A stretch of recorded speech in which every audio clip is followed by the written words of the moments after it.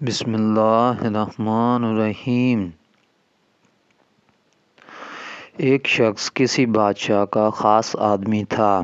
جب وہ بادشاہ کے ساتھ جاتا تو یہ جملہ کہتا: احسان کرنے والے کے ساتھ بدلے میں اچھا سلوک کرنا چاہیے، کیونکہ بدی کرنے والے کو تو خود اس کی بدی تیری طرف سے کافی ہو جائے گی۔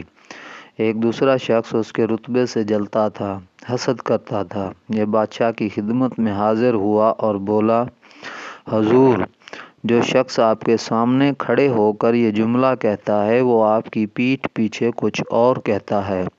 وہ کہتا ہے بادشاہ کے منہ سے بدبو آتی ہے۔ بادشاہ نے یہ سن کر کہا: لیکن اس بات کی تصدیق کیسے ہو؟ جواب میں اس نے کہا: جب وہ آپ کے سامنے کھڑا ہو اسے اپنے پاس بلوائیے۔ قریب آنے پر وہ اپنی ناک پر ہاتھ رکھ لے گا تاکہ آپ کے منہ کی بدبو اسے محسوس نہ ہو۔ بادشاہ نے اس کی بات سن کر کہا: ٹھیک ہے، ہم کل اس کا امتحان لیں گے۔ ادھر اس شخص نے درباری کی اپنے گھر دعوت کی۔ اسے ایسا کھانا کھلایا جس میں بہت لہسن تھا۔ اتنے میں دربار کا وقت ہو گیا۔ وہ شخص معمول کے مطابق بادشاہ کے سامنے جا کھڑا ہوا اور اپنا وہی جملہ دہرایا: احسان کرنے والے کے ساتھ بدلے میں اچھا سلوک کرنا چاہیے، کیونکہ بدی کرنے والے کو تو خود اس کی بدی تیری طرف سے کافی ہو جائے گی۔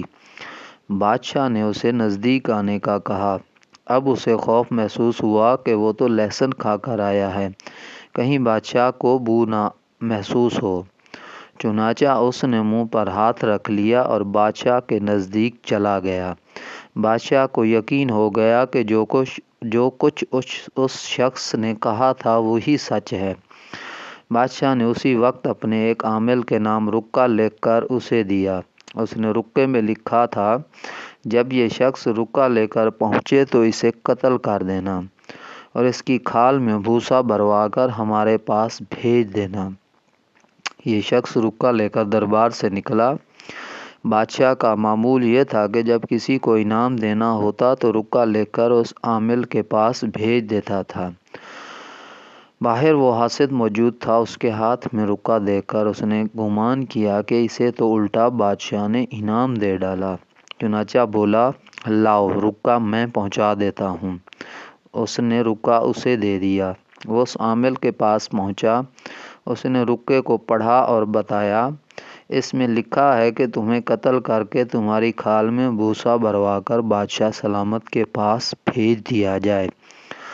اب تو اس کے پیروں تلے سے زمین نکل گئی۔ گھبراہٹ کے عالم میں اس نے عامل کو ساری بات بتائی اور کہا: آپ یہ رکا مجھے دے دیں، میں اصل آدمی کو جا کر دے دیتا ہوں، وہ خود یہ رکا آپ کے پاس لے آئے گا۔